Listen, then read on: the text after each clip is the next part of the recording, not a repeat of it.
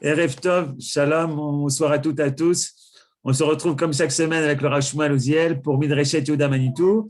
On est à quelques jours de Pessah, moins de 10 jours, et on va parler ce soir du nombre de participants à la table du Seder. Alors, c'est une question qui nous préoccupe tous. Baruch Hashem, cette année, on va savoir est-ce qu'on va voir les petits-enfants, les arrière-petits-enfants, les cousins, en Israël en tous les cas. On souhaite que dans les autres pays aussi, on puisse accueillir et passer un Seder familial. En tous les cas, le Rav Uziel veut nous dire, y a-t-il vraiment 4 fils autour de la table le soir du Seder? Y en a-t-il plus ou moins? C'est la question qu'on va se poser. Bechavod, Rav Uziel. Erev Tov. Alors effectivement, on va voir comment le Rav Luria va essayer de répondre à cette question du nombre de participants. Et le Rav Luria va faire ça en 2 temps. Dans un premier temps, nous allons voir, il va aborder la question d'un point de vue de la halacha, on va dire plutôt de la logique, de la rationalité. Puis après ça, il va essayer de définir la définition, de trouver une définition plus profonde ou plus large de ce que c'est que participer au Seder. Et à ce moment-là, quand il parlera des 4 enfants, il va montrer qu'en fait, ce n'est pas exactement ce qu'on pensait au départ. Alors, on va commencer par le début. Et dans ce texte, le texte que vous allez voir maintenant, où est-ce qu'il est le texte? Le voilà, que vous devez voir apparaître maintenant. Dans ce texte, le Rav Luria va commencer par poser une question qui va peut-être nous surprendre, mais parce que nous sommes habitués à la Haggadah de Pessah, tout simplement. Et comme beaucoup de choses, Manitou le disait très souvent, une des choses les plus dramatiques qui puissent intervenir dans la vie d'un homme, c'est l'habitude. Quand on commence à prendre l'habitude, à ce moment-là, on perd beaucoup on va dire comme ça, des finesses et des modalités des choses et des événements. Et plutôt que de parler d'habitude, on pourrait peut-être parler même de lassitude. L'habitude étant toujours un petit peu, on va dire, accompagnée d'une certaine lassitude. On l'a déjà vu, c'est déjà connu. Et on perd un petit peu de ce qui se passe. Le Rav Luria va commencer par poser une question qui, a priori, on peut se demander comment c'est-il possible qu'on a pu passer 30, 40 ans, 50 ans à fêter le Seder sans se demander cette question. Je la lis rapidement. Il nous dit, il y a quelque chose de bizarre, mais quand je dis bizarre, c'est vraiment bizarre, dans l'histoire du Seder. C'est qu'on voit que la Torah nous demande d'expliquer aux enfants la raison pour laquelle on fête le Seder. Or, nous dit le Rav Luria, on n'a jamais vu ça nulle part ailleurs. À quel moment, dit-il, on voit que faire une mitzvah doit être accompagné par l'explication de la mitzvah? Je donne un exemple. Si on vous dit de respecter Shabbat, il n'y a pas d'explication. On ne vous dit pas pourquoi il faut respecter Shabbat. On ne nous dit pas pourquoi il faut mettre les tefilines. On ne dit pas pourquoi il faut mettre un talit. On ne dit pas pourquoi il faut allumer des nérodes, pourquoi il faut manger kasher, pourquoi, etc., etc. La Torah nous dit ce qu'il faut faire, mais il n'y a aucune mitzvah de savoir pourquoi on le fait. Et nous dit le Rav Luria ici, dans la ligne 5, Lo matzanu b'sha'ar mitzvot ha-Torah, sheyesh gam ba'em ka'elu, she'en ba'em havana afilu legdolim, velav lo matzinu ba'em inyan meyuchad shel shela u'tshuva. Il dit, ce n'est pas les mitzvot qui manquent, dans lesquels il y a des problèmes où on ne comprend pas. Mais on n'a jamais vu qu'on nous impose d'expliquer le raison d'être de la mitzvah. Et donc, nous dit-il, il y a quelque chose qui est bizarre. Toute la soirée du Seder est basée sur le fait qu'il faut expliquer les choses. Nous, on est plutôt l'ancienne méthode. On te dit quoi faire, tu le fais, et c'est terminé. Tu n'as pas besoin de rentrer dans l'explication. Alors, qu'est-ce que c'est que cette histoire qu'il faut expliquer? Nous dit-il à ligne 6, Be'cheach, chez Yesod HaTorah, là où c'est écrit en bleu, I emuna bli chakirot. On voit bien que c'est quelque chose, on va dire comme ça, qui est pratiquement universellement reconnu à l'intérieur de la Torah et à l'intérieur ou parmi tous les commentateurs de la Torah, que la foi en ce que la Torah exprime est une foi qui ne dépend pas d'une analyse ou qui ne dépend pas, de dire comme ça, d'une recherche philosophique ou d'une recherche des raisons de la rationnelle de ce qui se passe. Et donc, nous dit le Rav Luria, que chez Aben Shoel, en tzrichim levaer lo tameh hamitzvot, ela laasot ma shenitztavinu. Quand quelqu'un, un de vos enfants, vient et vous demande qu'est-ce que c'est que le talit, je connais personne d'entre nous qui s'est commencé à se gratter la tête en lui disant le talit, ça vient exprimer l'enveloppement de l'âme de l'homme. Rien du tout. On dit à un enfant qu'est-ce que c'est que le talit? Eh bien, c'est un tissu dans lequel il y a des franges, et les franges, elles ont telle longueur, telle épaisseur, telle taille, combien il y en a, quelle taille il doit avoir, quand est-ce qu'on le met, quand est-ce qu'on ne le met pas, quand est-ce qu'on l'enlève, etc. C'est tout. On ne rentre pas dans les problèmes de savoir comment ça fonctionne. À aucun moment. Et il dit, Rak b'mitzvat ha'pesach yeshora meyuchedet batorah, c'est-à-dire Torah shebirtav, she'im habanim shoalim tzrichim lever lahem tameh hamitzvot. Ils vont te demander mazot, pourquoi on fait ça? Et tu vas lui dire, ah ouais, mipnei she'kacha asa lanu hakadosh baruch hu sheyatzanu mimitzrayim. Mais pourquoi? On n'est pas obligé de lui répondre. Si il devait demander mazot, on aurait dû lui dire, ça s'appelle le seder. On met ça sur la table, on mange ça, on fait ça.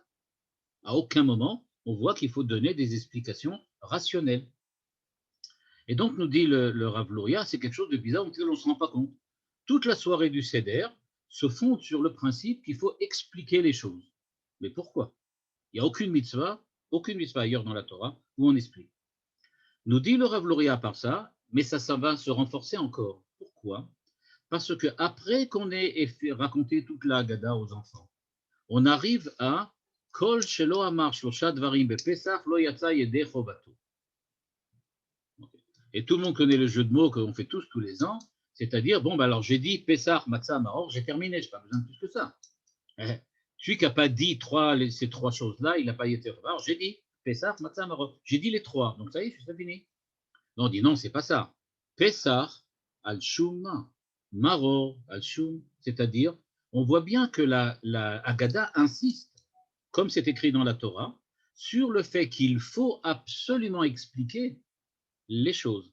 Et pas simplement dire Pessah, ça c'est le Pessah, ça c'est la Matzah, ça c'est le Maror. Il faut vraiment rentrer dans les détails.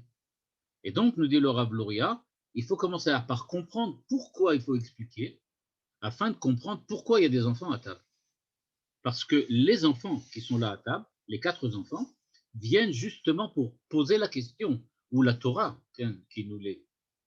qui explicite les questions des enfants, puisque ce sont 4 versets qui sont écrits dans la Torah, et dans lesquels on parle d'expliquer aux enfants. Donc, on doit d'abord comprendre qu'est-ce que c'est que cette injonction d'expliquer aux enfants pour pouvoir comprendre qu'est-ce que c'est que les 4 enfants.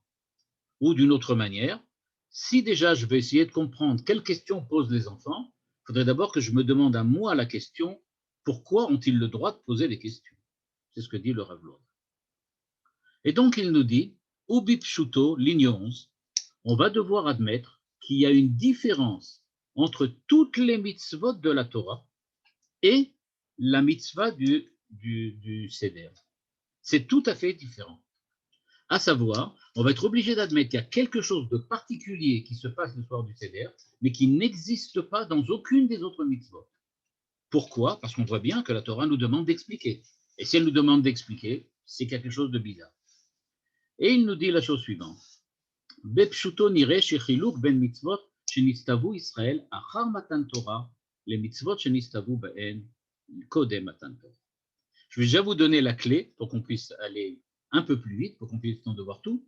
La clé du Rav Luria, c'est que le soir du Seder, il va l'expliquer à la fin, et je vais l'expliciter moi plus, mais déjà pour comprendre, le soir du Seder est la reconstruction de la situation dans laquelle on était quand on est sorti en Égypte. Et quand on est sorti d'Égypte, on n'avait pas encore reçu la Torah.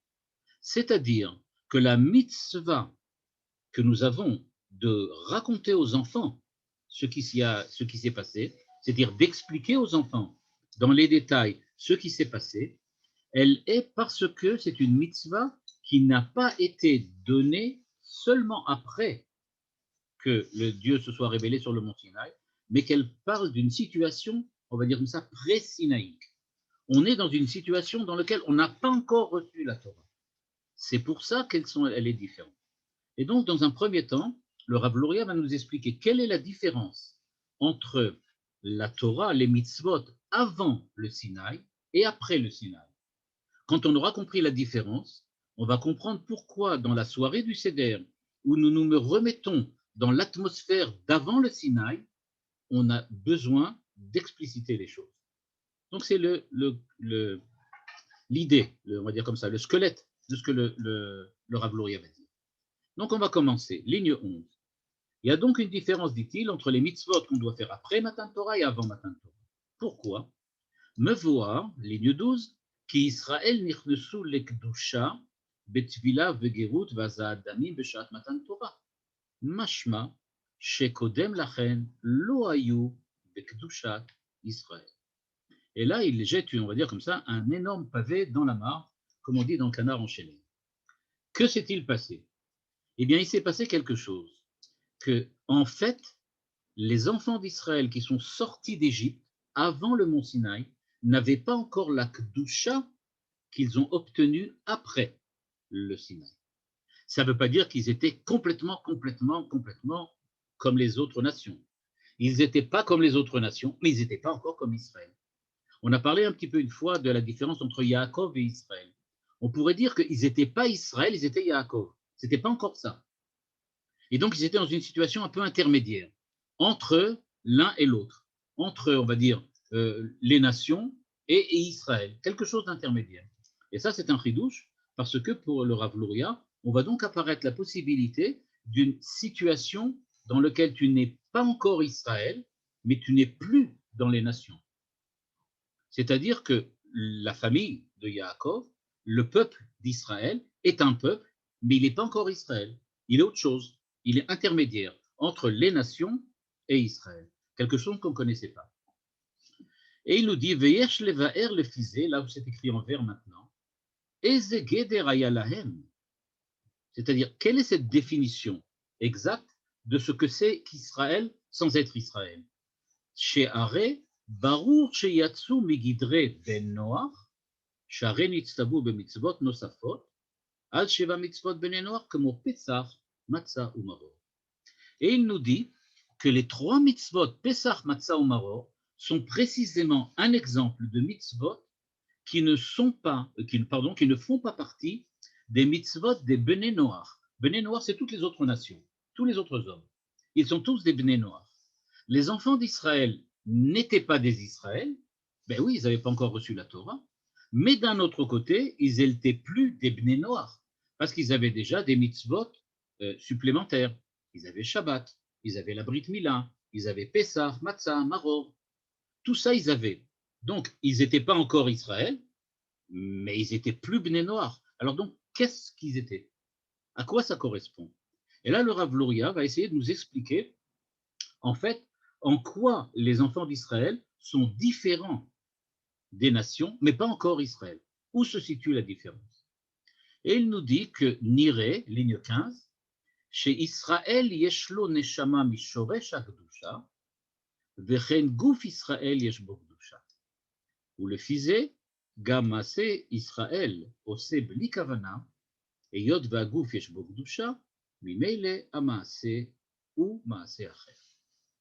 À savoir, si maintenant, moi, je peux aujourd'hui mettre les tefilines et ne pas savoir exactement pourquoi, mais ça peut même être pire que ça. Je peux très bien mettre les tefilines et penser aux affaires que je vais faire aujourd'hui, aux cours que je dois donner, je sais pas moi, au nettoyage de Pessah, et quand je mets les tefilines. Et donc maintenant, nous dit le Rav Luria, comment se fait-il qu'on peut faire mitzvah bli kavana? Comment est-il possible de dire que Dieu m'ordonne de mettre les tefilines, moi je fais bien l'acte, c'est-à-dire, on va dire au niveau de l'action, je fais bien ce que Dieu me demande, mais en quoi le fait de faire un acte de manière, on va dire comme ça, tout à fait superficielle, sans aucune intention, ça devient une mitzvah? À partir de quoi? Quand quelqu'un, si par exemple, donnons un exemple, supposons que statistiquement, il existe une chance sur je ne sais pas combien de milliards qu'un singe, face à une machine à écrire, retranscrive la Bible. Okay, qu'il écrive la Bible directement. C'est possible. C'est possible. D'un point de vue statistique, c'est possible. C'est des milliards et des milliards de mais c'est possible. Est-ce que ça veut vraiment dire que le singe en question a eu une prophétie? Visiblement, non. Visiblement, non. Ça ne veut pas dire du tout. C'est tout simplement, ça peut arriver. C'est quelque chose comme ça. Et donc, on va dire maintenant, moi, je mets les tefilines. Pendant que je mets les tefilines, je suis en train de réfléchir au nettoyage de Pessah et à ce que je vais acheter au supermarché. Et donc, quel rapport y a-t-il entre mettre les tefilines, tel que Dieu me le demande, et ce que j'ai fait maintenant? Est-ce que je ne suis pas dans un état d'un singe qui simplement a tapé par hasard sur sa machine à écrire le livre de Bereshit? C'est formidable, mais ça correspond à rien. Ce n'est pas un livre de Bereshit. Je ne deviens pas un singe juif à cause de ça. Donc alors, à quoi ça correspond, nous dit le Rav Luria? Le Rav Luria nous dit qu'il y a une énorme différence entre un singe et Israël. Pourquoi? Parce que, nous dit-il, la Neshama d'Israël, la Neshama, elle vient Nechelek Eloham Ima'al. C'est Dieu qui l'a donnée, c'est Dieu qui l'a, on va dire comme ça, mise, qui l'a introduite dans le corps de l'homme, et donc elle a une certaine particularité, et cette Neshama, elle est liée à Dieu d'une certaine façon. Le chidouche du Rav Luria, c'est que oui, mais pas seulement l'âme. Il faut aussi admettre que même dans la corporéité d'un juif en tant que tel, il y a un fonctionnement religieux qui n'apparaît pas chez un singe. Ça peut être les mêmes muscles, ça peut être les mêmes os, les mêmes nerfs, ça peut fonctionner de la même façon, les mêmes tendons, mais c'est pas pareil. Il y existe aussi dans la corporéité juive quelque chose qui dépasse la simple technique, on va dire comme ça, et la simple biologie ou la simple physique qu'il y a dans le corps. C'est ce qu'il dit ici à la ligne 16, à la fin, à Gouf chez l'Israël, pardon, à la ligne 15, à Gouf Yisraël Yeshbo Kdusha. Il y a quelque chose de particulier. Évidemment, je serais bien dans l'incapacité de vous dire exactement ce que ça veut dire dans le sens véridique, rationnel. Mais ce que veut dire le Rav Luria, c'est qu'il y a une certaine modalité d'être, on va dire comme ça, d'être vivant, d'être un être qui peut être traité par un médecin, qui est différente au niveau d'Israël et au niveau des autres. Il y a quelque chose de différent. C'est pour ça, nous dit-il, que même quand tu fais quelque chose dans lequel ton esprit ne participe pas du tout, mais c'est un véritable réflexe corporel, même s'il s'agissait d'un réflexe corporel, ce réflexe corporel, pense le Rav Luria, a déjà une dimension religieuse, indépendamment de l'intention avec laquelle tu le fais. C'est plus un acte, on va dire comme ça, technique, c'est plus un acte qui se fait de lui-même, un espèce de réflexe, mais c'est quelque chose qui fait partie déjà de l'espace religieux, de l'espace métaphysique de l'homme. C'est quelque chose d'étonnant, parce que nous, en tout cas, en moderne et en plus en postmoderne, d'autant plus en postmoderne, on a beaucoup de mal à admettre ce genre d'affirmation qui disent en fait que tu vois une main, mais cette main, elle n'est pas vraiment pareille au niveau spirituel. Difficile à admettre, mais c'est ce que pense le Rav Luria.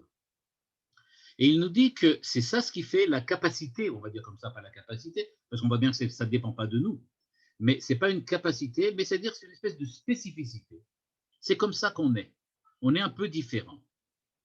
Et donc, nous dit-il, le Orzé, Yesh lomar ki klal Israël, מיציאתם ממצרים עד מתן תורה, רק מצד נשמתם היו בקדושת ישראל. Et donc la différenciation qu'il faut faire entre Israël après le don de la Torah et Israël avant le don de la Torah, paradoxalement, c'est au niveau du corps que cela se produisait. C'est-à-dire, et là je vais, oui, un peu rationaliser, c'est-à-dire que le Rav Luria nous dit, au niveau spirituel, au niveau métaphysique, théologique, philosophique, il y a oui eu une évolution au moment où les enfants d'Israël sont sortis d'Égypte. Ils avaient découvert la présence de Dieu. Ils avaient découvert l'importance de la présence de Dieu et peut-être le fait que sans cela, leur vie n'avait plus le même sens. Mais ils ne comprenaient pas ou ne voyaient pas du tout comment cette saisie du divin, saisie au niveau de l'esprit, comment elle pourrait avoir une influence quelconque à ce qui se passe au niveau de la corporéité, au niveau de la matérialité. C'est-à-dire que c'était, si vous connaissez un petit peu le poème de Baudelaire qui s'appelle Élévation, dans ce poème, Baudelaire exprime l'idée que l'esprit passe dans le ciel, s'envole, il passe au-dessus des difficultés, au-dessus de la corporéité, au-dessus de tout. C'est un petit peu la situation des enfants d'Israël quand ils sont sortis d'Égypte. Ils avaient, on peut dire comme ça, une espèce de piqûre de mystique. C'était vraiment quelque chose qui les avait amenés au-delà de tout ce qui pouvait être corporel. Ils voyaient la présence de Dieu, ils étaient capables de repérer la présence de Dieu dans ce qui fait, on va dire comme ça, la spiritualité pure, ou l'essence éthérée de l'être, mais pas du tout au niveau du corps. Ce n'était pas quelque chose qui leur parlait. Et donc, ce qu'on pourrait comprendre de ce que veut dire ici le Rav Luria, c'est quand on dit que Israël a un corps kadosh, c'est pas que le corps lui-même soit kadosh, dans le sens, c'est un Sefer Torah. C'est pas de ça dont on parle. Ce qu'on veut dire, c'est qu'il y a dans Israël, dans l'identité d'Israël, une recherche qui va même jusqu'à voir la présence de Dieu dans la corporéité, dans la matérialité. On ne veut pas rester seulement au niveau philosophique et théologique, mais on veut aussi que ça devienne quelque chose qui soit en permanence à l'intérieur même de la réalité de l'homme, tel qu'il est. Et donc, la Torah ici, la Torah, elle vient donc, on va dire, donner une nouvelle dimension au peuple d'Israël. Et d'un certain point de vue, nous dit le Rav Luria, ils sont passés d'un peuple de spiritualistes à un peuple d'existants. C'est-à-dire, ils ne voyaient pas seulement Dieu comme quelque chose qui doit leur donner une dimension spirituelle, mais quelque chose qui doit aussi les guider, les amener à vivre leur vie corporelle, leur vie matérielle d'une manière différente, d'une manière qui soit en relation avec le divin.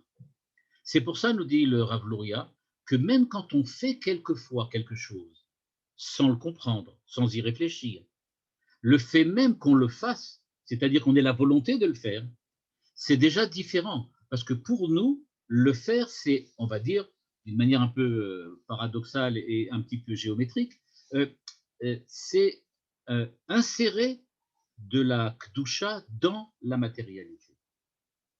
Et donc, nous dit le Rav Luria, Af shegam kodem lachen shoresh neshama mimertzevot Israël, aval hayu shkoim betoch hazohama ve'aklipa, עד שלא העירו הנשמה, אחר יציאתם ממצרים, יצאו מהקליפה הסובבים אותה כמו הפרי שיצא מן הקליפה, והאיר בגופם אור מצד קדושת הנשמה. Et donc il raconte, donc là on ne va pas tellement dans cette idée-là, mais que en fait ce qui s'est passé à la sortie d'Égypte, c'est que même ça n'existait pas avant, le fait qu'ils étaient spirituels, mais que maintenant ils sont devenus spirituels avec le don de la Torah. C'est pas terminé. Le corps aussi va le devenir. Aval mitzad הגוף עצמו, en bleu à la ligne 21, עדיין לא היו ישראלים עד הגירות של מתן תורה, שאז גם גופם נעשה גוף של ישראל. Et donc, qu'est-ce que c'est que le Matan Torah? Paradoxalement, le Matan Torah, ce n'est pas le don de la Torah pour des intellectuels, c'est au contraire faire descendre les intellectuels sur terre, leur dire que la dimension véritable de la Torah, ce n'est pas seulement une dimension verticale, mais qu'il existe aussi une dimension horizontale, qui a donc quelque chose de plus dans la Torah que simplement un rapport direct ou un rapport indirect mais présent avec Dieu. Il y a quelque chose qui doit se passer aussi au niveau du corps, au niveau de l'action et de l'agir de l'homme. C'est pour ça, nous dit le Rav Luria, que Mishum kach ne'emar ba'aseret hadivrot, Anochi Hashem Elokecha asher hotzeticha me'eretz Mitzrayim, לאורות כי אתה נשלמה יציאתם ממצרים בגוף, Ki arshav zayirak neshamot, ve'arshav yitkatshu. C'est-à-dire, Dieu vient et leur dit, Anochi Hashem Elokecha asher hoteticha me'eretz Mitzrayim. La fin de la sortie d'Égypte, c'est le don de la Torah. Parce qu'en Égypte, on est sorti du point de vue de l'esprit. Par contre, pas encore du point de vue du corps. C'est-à-dire que pour les enfants d'Israël qui sont sortis d'Égypte, tout se passe au niveau de la relation directe entre l'homme et Dieu. Pas du tout au niveau des hommes, pas du tout au niveau du corps. Ça pourrait par exemple expliquer ce qui s'est passé à la mer Rouge, dans lequel les enfants d'Israël ont dit, on est bloqué, c'est fini. Pourquoi? Nous, ou Dieu fait quelque chose, ou rien. Nous, on ne peut rien faire. On n'a rien à faire. Et donc là, on voit que, nous dit le Rav Luria, que ça se passe au niveau du corps, donc au niveau de la corporéité. Et c'est pour ça, nous dit le Rav Luria, que la définition des mitzvot va changer. Achar shegam guf mitzad atzmo, ligne 25, bekdushat Israël, mimele hamaaseh shelo, gam bli kavana, ou maaseh shel kdusha.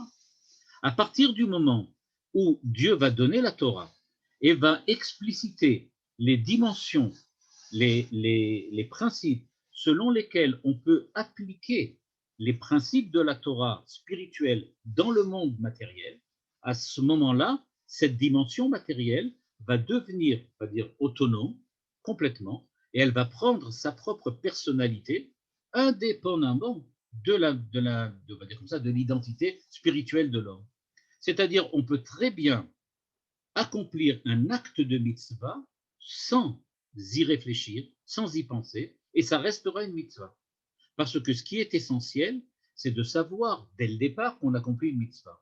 Je ne peux pas faire une mitzvah sans savoir que je la fais. Si par exemple, je ne sais pas, je suis complètement saoul ou bien je suis complètement inconscient et que je fais une mitzvah, je n'ai pas fait de mitzvah. Il va falloir que je sois véritablement conscient. Conscient de quoi? Que j'accomplis maintenant une mitzvah. Quand je sais que j'accomplis la mitzvah, c'est suffisant pour que ça s'appelle une mitzvah. Et donc à partir de ce moment-là, je l'accomplis, je la fais, même si je ne comprends pas, même si je ne suis pas au courant de tout, mais j'ai cette possibilité de la faire parce qu'au niveau du corps, au niveau de l'acte, je suis quelqu'un qui maintenant est déjà en rapport avec mon corps, ma vie, mon existence dans le monde matériel avec Dieu. Par contre, nous dit le Rav Luria, dans le cadre du Matan Torah, avant le Matan Torah, ce n'était pas comme ça. On était seulement au niveau de l'esprit. Ce qui veut dire, ligne 27, que Kodem Matan Torah, avant le Matan Torah, qu'est-ce qui s'est passé alors? Quelles mitzvot les enfants d'Israël pouvaient faire? Celles qu'on leur a données. Pessah, Matzah, Maror, Shabbat, Brit Mila, etc. Et alors, qu'est-ce qui s'est passé là-bas? Nous dit le Rav Luria, quand ils étaient Kodem Matan Torah, à la fin de la ligne 27, Sherak benishmatam ayu Israélim, en la maaseh shelahem, shem maaseh mitzvah, rak al yedei kavana miyuduchedet, veidiat hata'am shel mitzvah.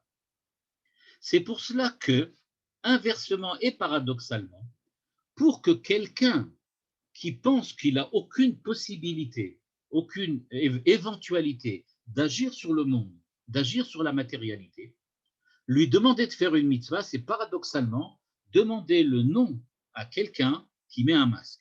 S'il met un masque, parce que c'est un voleur, un brigand, et lui demander comment vous vous appelez, il vous dira, sois intelligent. Si je mets un masque, c'est parce que précisément, je ne veux pas dire mon nom. Alors là, la même chose. Cet homme qui dit, moi, je ne connais que Dieu directement, Dieu de la spiritualité, Dieu éthéré. Tu viens, tu lui dis maintenant, mets des tefilines. Ça correspond à rien. Il dit, pourquoi? Moi, je suis dans le monde de la spiritualité, dans le monde de la connaissance. Pour moi, l'acte ne représente rien. Quand est-ce qu'il représentera quelque chose? Si je suis capable de le lier, de le mettre en relation avec un principe métaphysique, un principe théologique, un principe rationnel, un principe physique, métaphysique ou philosophique. C'est-à-dire qu'au moment où les enfants d'Israël sont sortis d'Égypte, quand ils ont fêté Pessah, Matzah ou Maror, il fallait absolument qu'ils comprennent ce qu'ils fassent. Parce que s'ils ne le comprenaient pas, c'est-à-dire que s'ils ne leur apportaient pas à ces actes a priori purement matériels une dimension qui soit spirituelle et on peut dire philosophique et théologique, pour eux, ça ne représentait donc absolument rien. Et donc c'est pour cela qu'au moment où ils sont sortis d'Égypte, et qu'ils ont reçu Pessah, Matzah et Maror, eh bien, on devait, à cette époque-là, absolument le faire en ayant compris tous les tenants et les aboutissants de ces 3 mitzvot. Ce sont donc des mitzvot tout à fait différentes du reste de la Torah, parce que ce sont des mitzvot qu'ils ont reçus avant, et que la situation dans laquelle ils étaient avant le don de la Torah, c'était une situation dans laquelle une mitzvah, c'est-à-dire un acte, devait nécessairement être relié avec une dimension spirituelle. Sans cela, l'acte était tout simplement un acte mécanique qui ne représentait rien pour Israël de l'époque de ce point de vue-là. C'est pour ça, nous dit donc le Rav Luria, à la ligne 30 qui est en rouge, Nitiachadu shalosh mitzvot haelu shetzrichim lada'at lama osim otam shirak az na'asav kevshlim.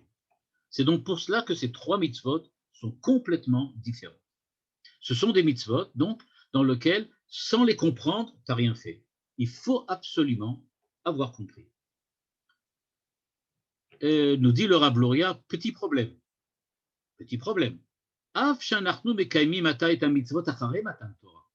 Bon, tout ça, c'est bien beau, avant le mont Sinaï. Mais nous, depuis le mont Sinaï, il y en a eu beaucoup d'eau qui est passée sous le pont. Et donc, il y a quelque chose. Nous, on n'est plus du tout dans cet état-là. Mais comme je l'expliquais tout à l'heure,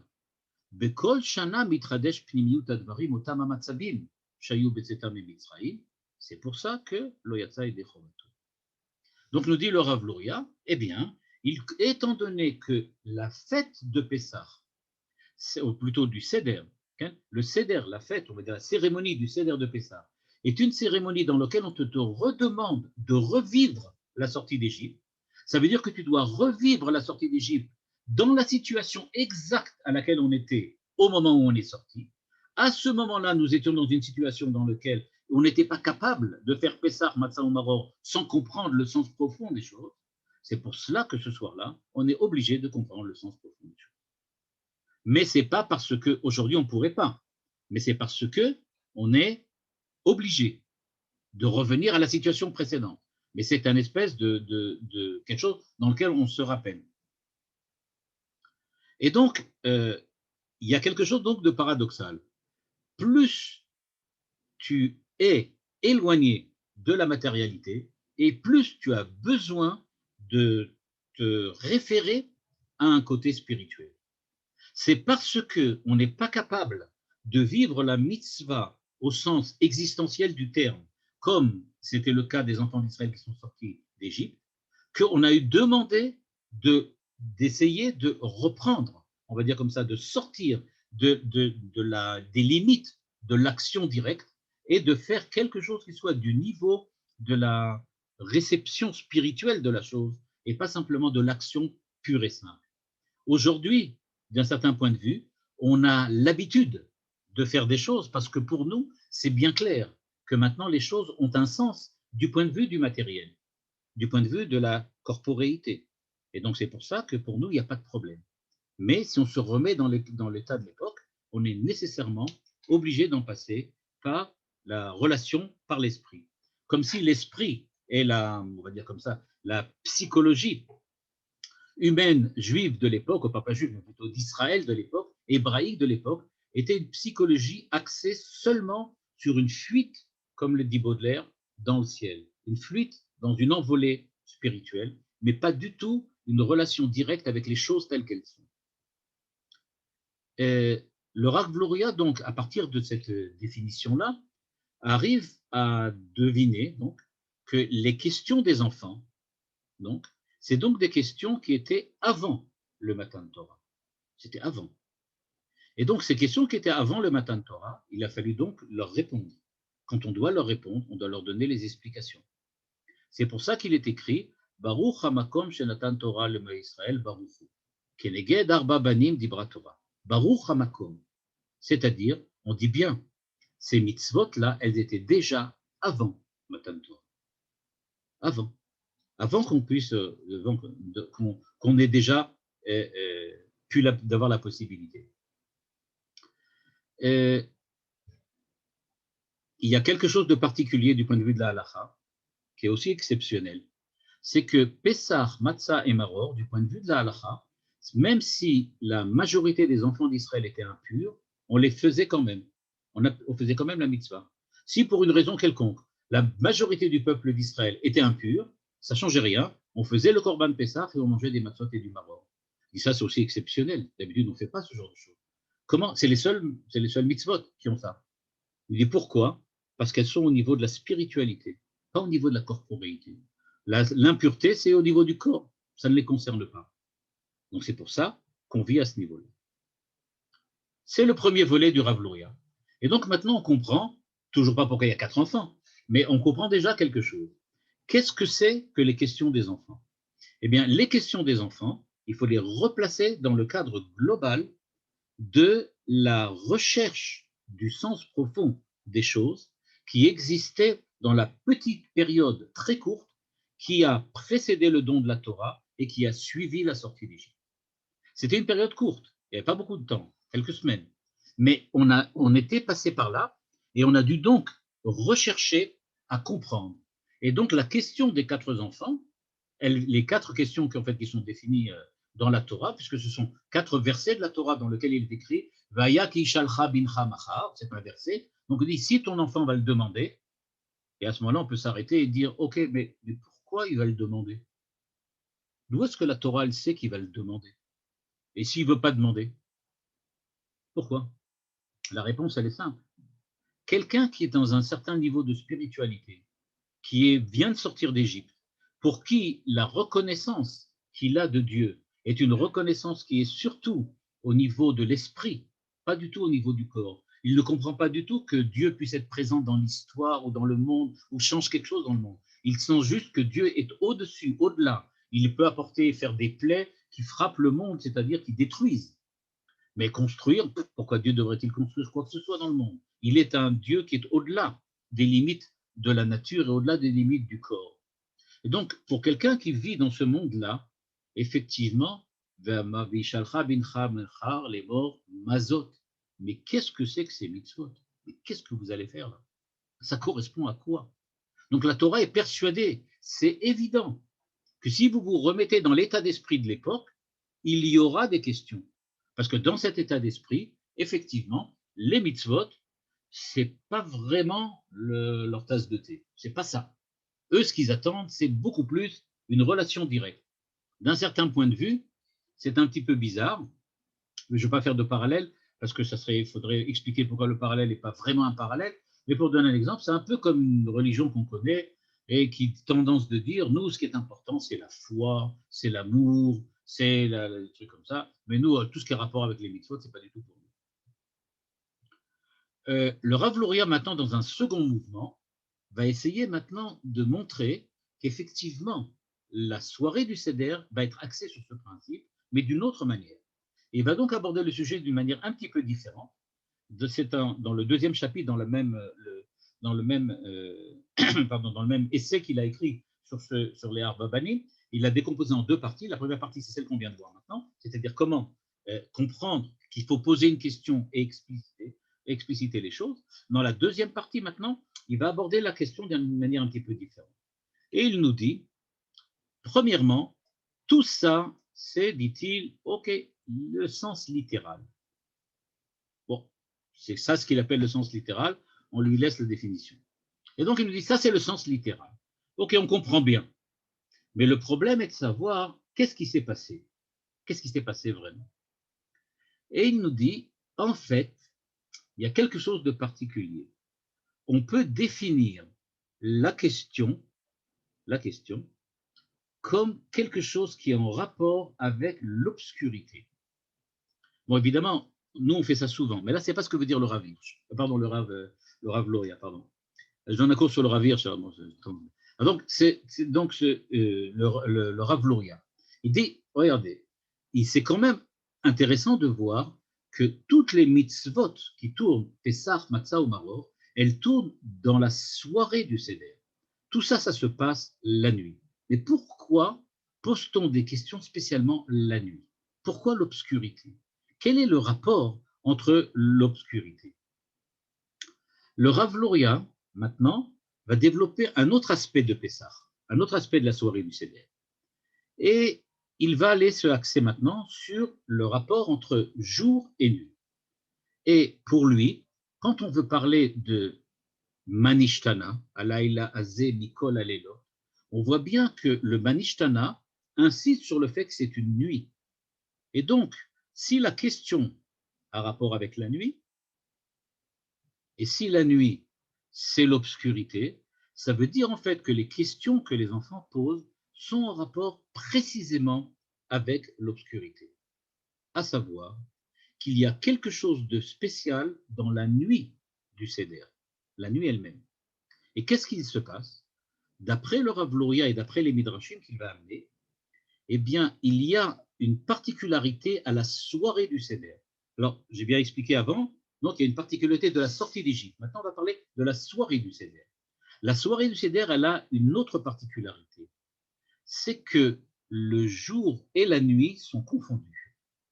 On parle de la nuit du Seder comme d'une journée, comme d'un jour. Et à tel point qu'on peut dire que la particularité de la soirée du Seder, c'est qu'elle est une véritable révélation divine, comme on l'a dit au niveau spirituel, qui est telle que la nuit s'est transformée en jour. Et la question Manishtana Laila Azeh Bikol Alelot des enfants, elle n'est pas simplement pour qu'est-ce qu'il y a de différent sur la table, qu'est-ce qu'il y a de différent dans le comportement, qu'est-ce qu'il y a de différent, on va dire comme ça, dans la manière de manger ou de s'asseoir. Mais quelle est la différence entre la nuit qui devient jour et la nuit qui reste nuit? Parce que, dit le Rav Luria, Bekol Alelot, ligne 12, Anachnu Ochlim Chametz ou Matzah. Balayla Azeh Kulo Matzah. C'est-à-dire, pendant toutes les autres nuits, il y a un mélange permanent de lumière et d'obscurité. On peut le dire de cette manière, de connaissance, de savoir, de raison et d'obscurantisme, d'erreur, de doute. C'est-à-dire, à aucun moment, on a des certitudes aussi claires que durant la soirée du Seder. Et donc la question, dit le Rav Luria, il faut la lire autrement.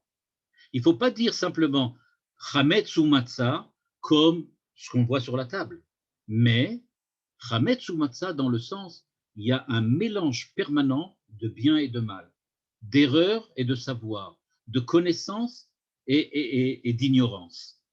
Il y a tout le temps cela, pendant toute l'année. Toute l'année, on n'a pas cette certitude, cette lumière, cet éclaircissement que l'on a le soir du Seder.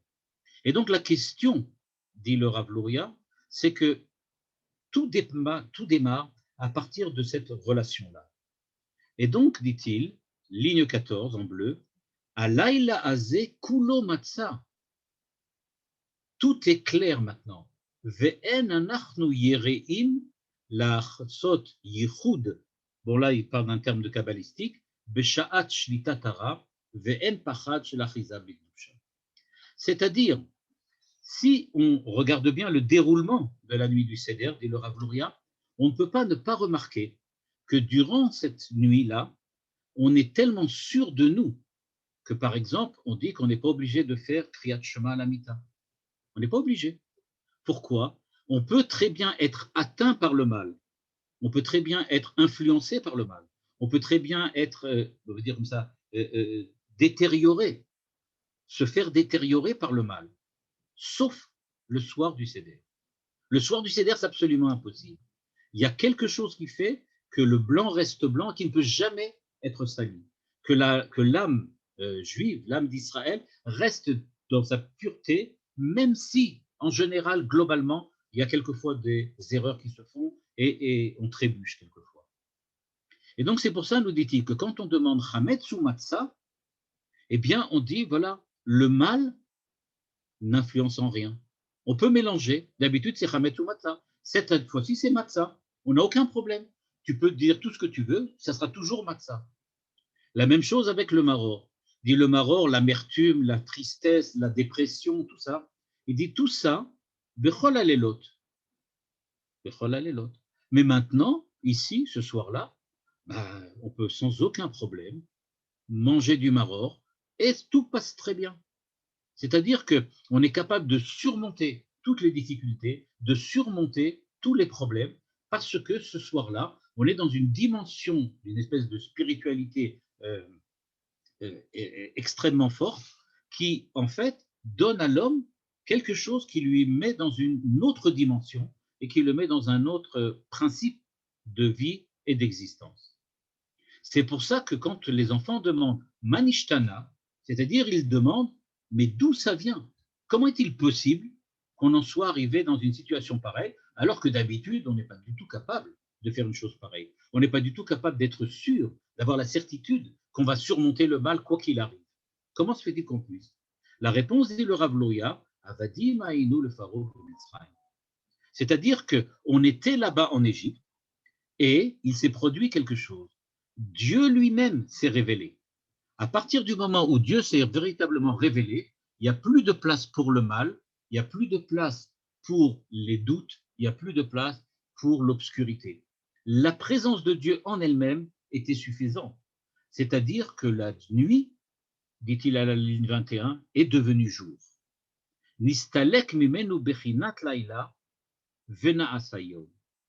Et donc, nous dit le Rav Louria, c'est ça ce que les enfants d'Israël ont ressenti. Maintenant, imaginez, vous êtes en train de sortir d'Égypte.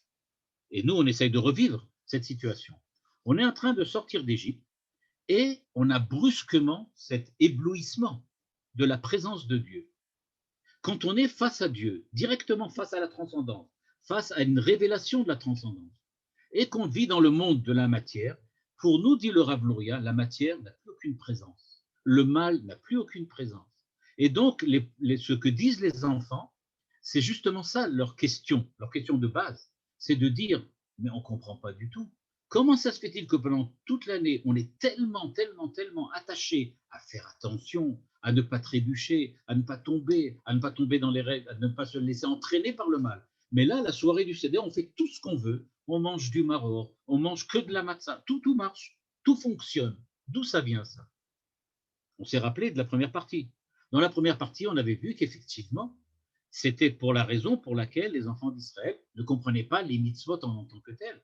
Parce que précisément, ils étaient dans cette situation dans laquelle la présence de Dieu direct, le fait de témoigner, on va dire comme ça, qu'ils soient capables de témoigner de la présence de Dieu en vis-à-vis, ça leur a donné une dimension spirituelle tellement grande que pour eux, le sens, tout ce qui a été au niveau de la matérialité n'avait plus véritablement d'importance. Nous dit donc le Rav Louria, c'est précisément ça la question. La question des enfants, c'est de dire, nous, pendant l'année, on n'est pas habitués à ce genre de comportement. Pendant l'année, nous, on est habitués à un comportement dans lequel on fait extrêmement attention. Un comportement dans lequel la sécurité n'est pas sûre. On a besoin tout le temps de préserver une certaine sécurité et que là, on a l'impression qu'il n'y a aucun problème. C'est pour ça que la Gada continue en disant Vafilanu kulanu chachamim, kulanu nevonim, kulanu yodim et Torah. On doit parler de la sortie d'Égypte. Par exemple, Maaseh de Rabbi Eliezer, de Rabbi Akiva, etc., qui étaient à Bnei Brak et qui sont étudiés toute la nuit. Ils ont étudié toute la nuit jusqu'au matin, et dans lequel leurs élèves sont venus leur dire hey, c'est l'heure de Kriyat Shema. Nous dit le Rav Louria, en dehors du fait, Manitou le disait toujours, que c'est seulement à Bnei Brak que les élèves peuvent dire à leur maître ce qu'il faut faire, mais dans le cadre de la soirée du Seder, il y a quand même une question qui se pose. Comment se fait-il qu'ils ne se sont pas rendus compte que la journée est arrivée? Bon, il y a une explication historique, c'est peut-être dans une caverne cachée, et donc ils n'ont pas vu qu'il n'y a pas de lumière dedans. Bon, peut-être. Mais ce qui se passe, dit le Rav Louria, c'est beaucoup plus important. C'est tout simplement que la nuit est devenue jour. Et donc, il n'y avait pas de sens à arrêter. Si déjà tu étudies la Torah, qui fait déjà jour, c'est-à-dire que je n'ai pas besoin de me replacer dans la situation d'une journée dans laquelle il faut faire la prière du matin et faire le Kriyat Shema, etc. Mais tout simplement, eux, ils étaient en train de vivre la nuit comme une journée. Et puisqu'ils vivaient la nuit comme une journée, c'est un peu comme un Shabbat toute la semaine. Alors tu ne peux pas dire la fin de la semaine est arrivée, on est dans Shabbat. On est déjà dans Shabbat. Toute la semaine, c'est un Shabbat. Toute la nuit est déjà une journée. Donc, je n'ai pas besoin de faire Kriyat Shema de matin, comme si le matin venait de se lever. Il n'y a pas de matin, puisqu'il n'y a pas eu de nuit. Et donc, dit le Rav Louria, c'est exactement ça la situation dans laquelle ils étaient.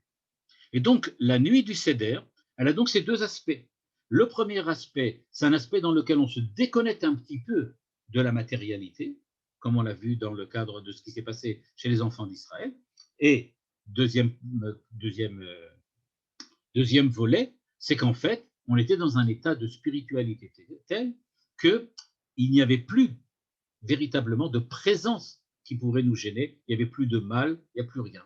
Ce qu'on appelle l'El Shimurim, Dieu nous garde, Dieu nous protège. On n'a rien besoin de faire nous-mêmes, c'est Dieu qui nous protège. Et nous dit donc le Rav Luria, à partir du moment où on a compris ce principe-là, alors maintenant on va comprendre qu'il n'y a pas eu 4 enfants, mais il y a un seul enfant. Le soir de le Seder, il n'y a pas 4, il n'y en a qu'un seul. Il n'y en a plus qu'un seul. Pourquoi? Parce qu'il est écrit Echad Chacham, Echad Rasha, Echad Tam ve'Echad Sheno Yodea Lishol. C'est-à-dire, il y a 4 manières de poser la même question. Et c'est pour ça que le texte nous dit, c'est pas qu'il y avait un Chacham, un Rasha, un Tam et un qui ne s'est pas posé des questions, mais ça veut dire c'est le même qui était Chacham et qui était Rasha et qui était Tam et qui était celui qui ne s'est pas posé de questions. Parce qu'en fait, la question fondamentale que les enfants ont posée, c'était la question que le Rav Luria a soulevée, à savoir comment est-il possible que l'on passe d'un état dans lequel durant toute l'année, on doit sans arrêt être sur nos gardes pour nous protéger du mal, et qu'arrive une soirée dans laquelle, grâce à la présence de Dieu, brusquement, on n'a plus rien besoin de faire. Et donc, dit le Rav Luria, si on lit les 4 questions, on va voir que chacun des enfants aborde cette question sous un certain angle. Mais en fait, c'est la même. Donc, il n'y a pas besoin de 4 enfants, un seul suffit. Il peut dire les 4 puisque c'est la même. Et donc, il nous dit, qu'est-ce que dit le premier, le Chacham? Ma'edot vachukim, etc. C'est-à-dire, qu'est-ce que demande le Chacham? Le Chacham dit, ok, j'ai compris. Comment on fait ça maintenant pendant toute l'année? Qu'est-ce qu'on doit faire? Et donc, il demande, quels sont les halachot et les chukim? Par quel intermédiaire de quel mitzvot on peut faire une telle chose? C'est-à-dire que le Chacham comprend que ce qu'on a dit dans la première partie, à savoir que si tu n'es pas impliqué directement dans la réalité du monde, dans la matérialité du monde, on va dire dans la corporéité du monde, et que tu restes déconnecté, alors il te manque tout à fait la dimension horizontale. Et donc le Chacham demande comment crée-t-on cette dimension horizontale? Quels sont les halachot? Parce que c'est seulement des edot et des fukim qui permettent de pouvoir faire passer le principe spirituel, le principe métaphysique à quelque chose qui est du niveau de la réalité. La mitzvah, c'est ce qui fait le transfert entre le monde de la spiritualité et le monde de l'esprit avec le monde de la matière. Donc, il demande, Ma'edot vachukim, quels sont-ils? On lui dit, En maftirin achara pesach afikoman. C'est-à-dire, il n'y a rien besoin de faire. Il faut juste faire ce qu'il faut pour ressentir à nouveau la présence de Dieu. Lo maftirim achar afikoman. Une fois que tu as terminé, c'est-à-dire tu fais les halachot jusqu'à la fin, c'est-à-dire tu fais exactement ce que la Torah demande, alors la présence de Dieu sera telle pour toi que ça sera définitivement fait. C'est pas quelque chose que toi tu vas faire, c'est quelque chose que Dieu va t'offrir à partir du moment où toi tu seras capable de le vivre de cette manière-là. Et le Rav Luria fait la liaison entre les deux en disant, parce que Pessah, Matzah ou Maror, ce sont des mitzvot qui sont en rapport, en relation avec l'âme, et c'est grâce à elles que l'on peut transformer ces 3 mitzvot, le monde de l'âme en un monde présent dans le réel, dans le matériel. Pessah, Matzah ou Maror, 3 grands principes. Le rachat, c'est différent. Lui, il demande Ma'avoda Azot. C'est-à-dire, le rachat pose la question et dit, OK, moi je suis rationaliste. Et à partir du moment où je suis rationaliste, je ne comprends pas. C'est pas possible. On ne peut pas faire une chose comme ça. Le mal ne disparaît pas comme ça. Ma'avoda azot. Comment c'est possible que vous ayez fait inventer un culte pareil? C'est ça ce qu'il demande. Ma'avoda azot. Comment vous pouvez croire que ça va changer les choses comme ça? Alors on lui répond, regarde bien, si tu ne crois pas à la présence de Dieu qui est capable de sauver les enfants d'Israël, de les sortir du mal et de les faire, on va dire comme ça, de les élever au-delà du mal, alors toi, tu serais resté là-bas en Égypte. Parce que eux, quand ils sont sortis d'Égypte, c'est précisément ce qu'ils ont compris. Ils ont compris que Dieu était capable de les faire sortir. Ils l'ont peut-être un peu trop compris, nous a dit le Rav Luria dans la première partie. Et ils ont oublié que le monde aussi était là.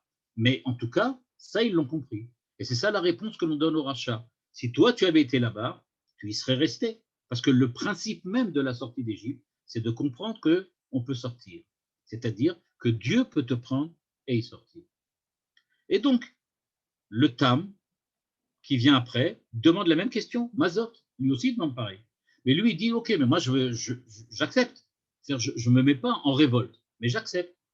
C'est-à-dire, il dit simplement, je ne comprends pas. Le mal, actuellement, domine le monde. On n'a qu'à regarder les informations, on n'a qu'à regarder un peu ce qui se passe autour de nous. On voit la présence du mal. Alors, comment tu crois que tout ça, ça va disparaître comme ça? C'est une espèce d'incrédulité, mais pas d'une incrédulité de révolte. Une incrédulité par sympathie. Je voudrais bien y croire, mais franchement, ça me dépasse. C'est ce que dit le Tam. Le Tam dit, moi, je suis prêt à l'accepter, mais montre-moi que ça peut fonctionner. Alors on le dit, ça a marché une fois. À un certain moment, Dieu l'a fait et ça a vraiment marché. Quant au dernier, le Sheino Yodé Alishon, lui, il demande, je ne comprends pas vraiment très bien ce qui se passe. Il dit, Eni Yodea Ma'u Bechination de Ma'u Bechinati. C'est-à-dire que lui, il dit, franchement, le mal, ce n'est pas du mal, mais le bien non plus, ce n'est pas formidable. C'est-à-dire que pour lui, il vit dans un monde dans lequel le mal, ce n'est pas vraiment du mal, et le bien, c'est plus vraiment quelque chose de bien. Il a une espèce de flou, un peu comme quelqu'un qui est un peu sourd, comme ça, qui ne comprend plus très bien dans quel monde il vit. Et donc, c'est pour ça, dit le Rav Luria, qu'il faut lui remettre les choses sur lui. At petachlo, ba'avurze asali betetim mitzrayim. C'est-à-dire, lui, il demande mazot au féminin, on lui répond ba'avurze au masculin. C'est-à-dire, lui, il voit ça un petit peu comme les choses, ok, ça va, le monde, il est comme il est, il faut l'accepter tel qu'il est. Et on lui répond, non, non, non, il y a des règles bien strictes et il y a des choses qu'il faut faire. Donc, en résumé, le Rav Luria nous dit, la soirée du Seder, c'est une soirée qui est ambivalente et paradoxale.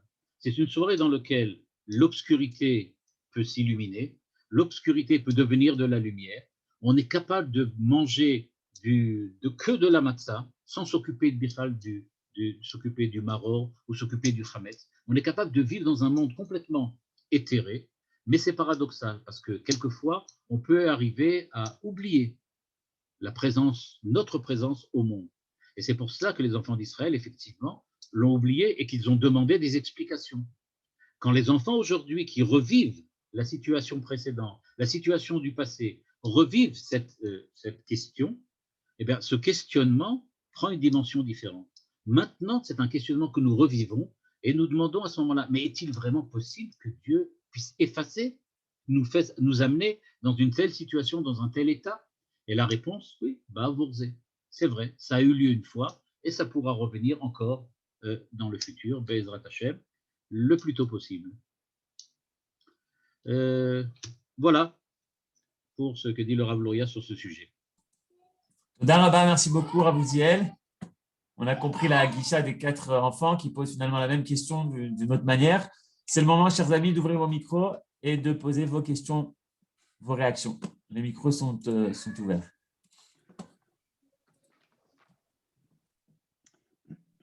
Oui, bonsoir. Bonsoir. J'ai eu un peu de mal à… Peut-être que je n'ai pas compris du tout. Quand vous dégagez toute cette notion de spiritualité de cette soirée à travers le Mahamar du Rav Luria, je n'ai pas saisi en quoi y a-t-il une spiritualité dans ce Seder de Pessah, puisque, comme son nom l'indique, le Pessah, donc c'est la bouche qui raconte, donc il faut raconter la Haggadah. Oui. D'autant plus qu'on n'a eu aucun route quand on est sorti d'Égypte, quasiment il est question de 49 niveaux de Toum'a qui ont été atteints. Donc, premièrement, en quoi on n'a pas de mérite? Il n'y a aucun mérite, d'une part. Et puis, d'autre part, je veux dire, n'ayant pas de mérite, il nous a fait sortir Bechit Pazon, c'est-à-dire qu'il fallait, il fallait nous faire sortir rapidement. Ce que je comprendrais mieux, c'est que le rite, c'est-à-dire que les 4 questions qui sont posées, et le Ricard, autrement dit, le principe donc de Pessah, c'est Pessah, Maror ou Matzah, ce qui veut bien dire que c'est toute cette soirée, c'est une soirée qui se déroule dans le rite, je veux dire, pour nous donner le support de la mitzvah. Mais à ce niveau-là, même au niveau des questions des 4 enfants, tout est orienté sur la matérialité des choses, tout est orienté sur la réponse du Rav Luria, précisément, c'est votre Alors, je n'ai pas question. compris. Oui, je veux dire, vous avez compris, mais vous n'avez pas compris que ce que vous posez comme question, c'est la réponse du Rav Luria. La réponse du Rav Luria, elle est la suivante.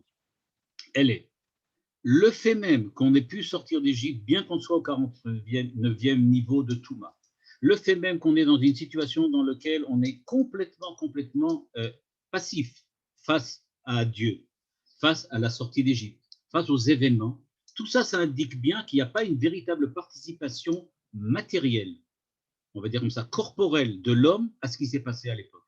L'homme d'Israël de l'époque était complètement absent de la réalité historique dans laquelle il vivait. Il était complètement en dehors. Il a été véritablement pris, emporté par les événements, c'est-à-dire par Dieu. Et donc, la réalité qu'il a découverte, c'est la réalité du Dieu qui est au-delà du monde, au-delà du corps, au-delà du matériel. Et c'est cela qui l'a conditionné, on va dire comme ça, pour réagir. Et donc, quand il va réagir en pensant que la seule chose qui intéresse, en fait, l'homme quand il est en relation avec Dieu, c'est seulement le côté de cette relation en tant que telle, mais pas du tout la dimension humaine et la dimension, on va dire, corporelle, matérielle de l'homme. Merci Rav. Est-ce qu'il y a une autre réaction? J'ai 2 questions, 2 remarques.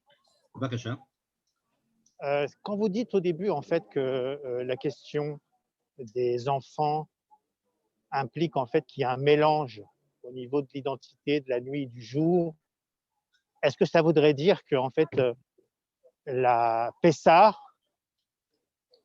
c'est la révélation, c'est le Gilouï en fait d'Hachem total, mais que ça passe par un ordre, par un seder, c'est-à-dire qu'il n'y a plus ce mélange, ce méboulbal en fait entre les différentes réalités du mal et du bien. C'est-à-dire qu'en fait, la nécessité du bien implique le seder. C'est-à-dire, oui et non.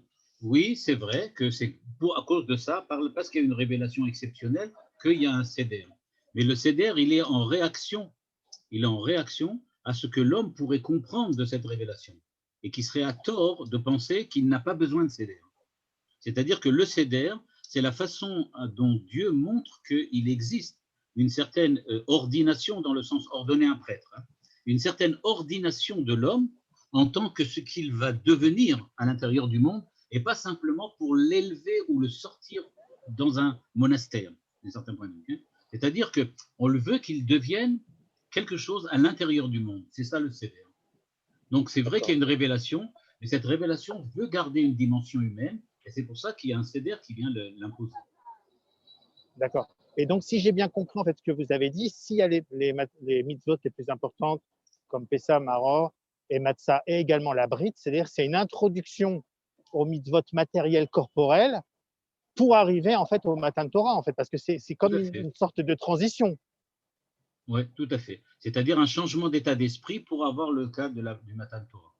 Okay. Pour être capable de comprendre le Matan Torah qui va être en fait l'aboutissement de la sortie d'Égypte. C'est ce que dit le Rav Luria dans la première partie, dans laquelle il dit que en fait, on dit que quand Dieu dit Anochi Hashem Elokecha Asher Hotzeticha Me'eretz Mitzrayim, il veut dire la sortie d'Égypte, c'était pas pour rester à ce niveau-là, c'était pour ensuite rentrer à l'intérieur du monde matériel et d'y l'influencer.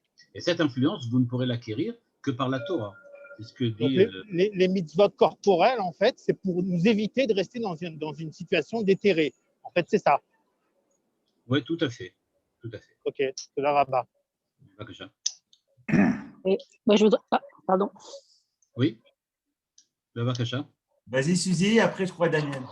Non, j'ai juste entendu ce matin au niveau halachique, dans la Torah, il est écrit Chag HaMatzot, c'est-à-dire on montre le chesed de Dieu, puisque c'est juste la veille de Pessah, le Korban, et pour nous, c'est en fait Chag HaPessah. On retient la notion que Dieu a sauté, et puis bon, il y a un rapport avec Shir HaShirim pour montrer. Je pense que vous voulez dire le contraire. Pardon, nous fêtons Chag HaMatzot, alors que c'est Chag HaPessah, le Chag du Korban. Tout à fait. Oui. Oui, tout à fait. C'est ça, c'est juste pour le dire. Merci beaucoup. Oui.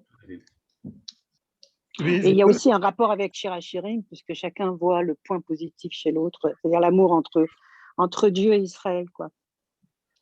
Oui, oui. Bon, il faudrait faire un rapprochement que je n'ai pas fait ici avec le Rav Soloveitchik, mais bon, ça pourrait être dans un autre cas.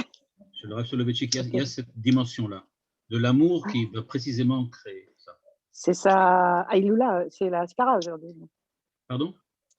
C'est pas la Ascara du Rav Soloveitchik. Non.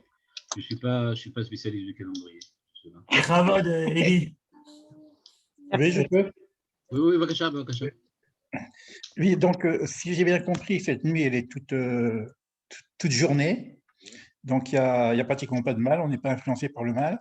Alors, la question est vraiment très pragmatique, c'est que ça ne marche pas vraiment, quoi, parce que dans les familles, il y a quand même des disputes. C'est très joli tout ça, mais dans la réalité, c'est pas comme ça que ça se passe, quoi. Le mal, il fait son boulot, quoi. Oui, mais la nuit, elle est quand même le jour. On peut se disputer le jour aussi, quelquefois.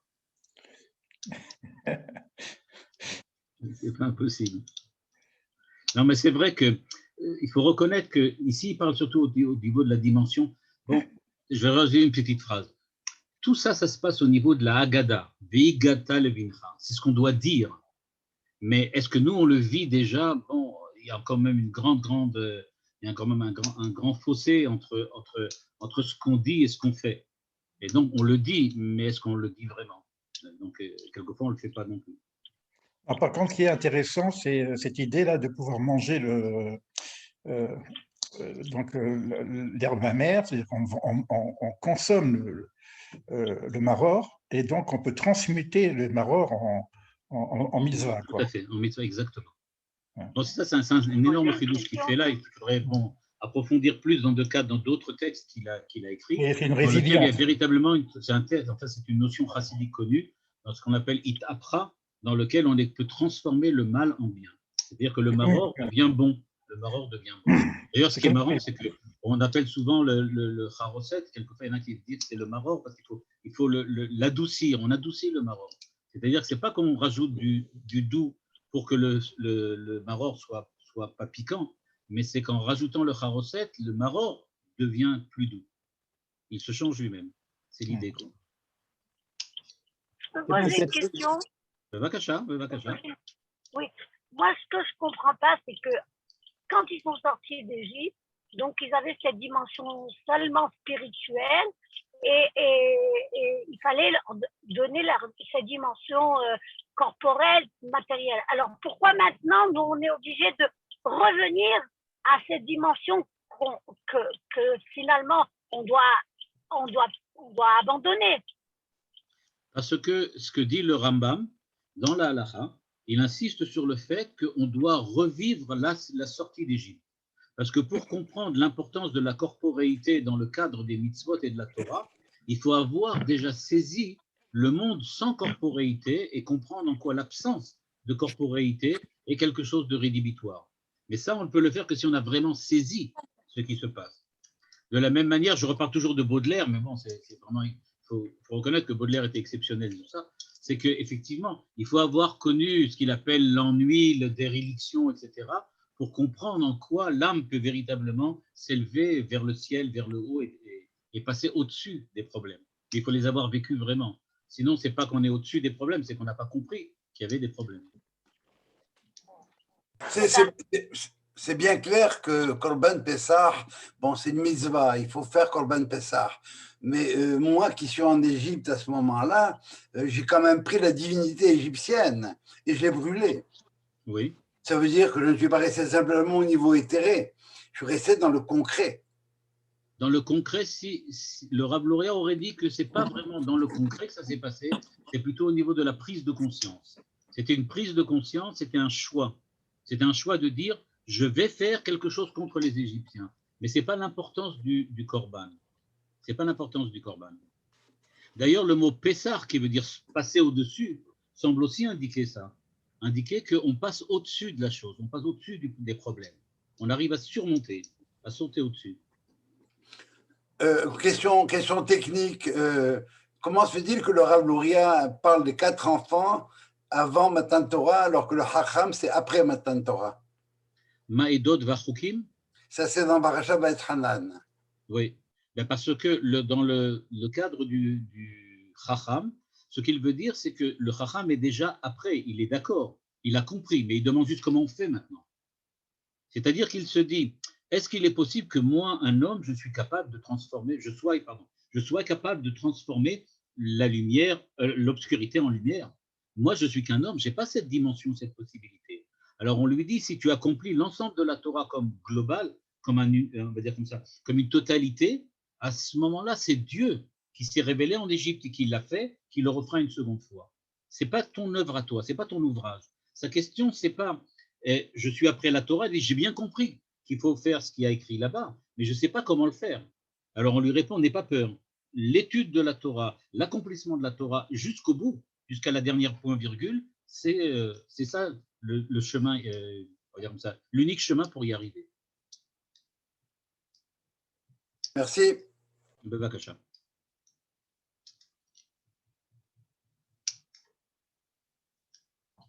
Rav, est-ce que cette notion finalement, où il n'y a plus de mal, c'est lié à l'Eid Shimurim et on ne fait pas dans Kirat Amita, dans Kirat Shema, des versets qui sont liés au Mezikin? Oui, tout à fait, c'est exactement ce qu'il veut dire. C'est l'El Shimurim, c'est exactement ce qu'il veut dire. Il veut dire que c'est quelque chose qui est une nuit qui est complètement particulière. La puissance peut-être du raisonnement du Rav Luria, c'est d'avoir montré qu'en fait, toute la Haggadah tourne autour de cette idée-là, que c'est une l'El Shimurim.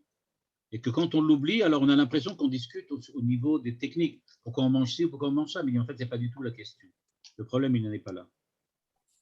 Daraba Moshe, tu veux dire quelque chose? Oui, je voulais dire que la dernière beracha que l'on fait dans la première partie du Seder, où on mélange le maror, le haroset, la massa et tout ça, en fait, finalement, c'est pour rendre la mer doux.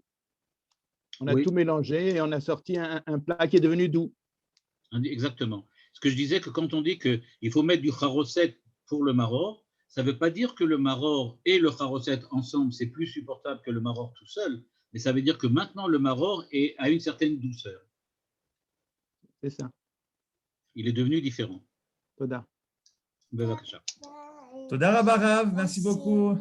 De rien, Bevakasha. Pesach Kasher Besameach et Bari le Kulam. Pesach Kasher Besameach à tous. Kol Tov. Kol Tov.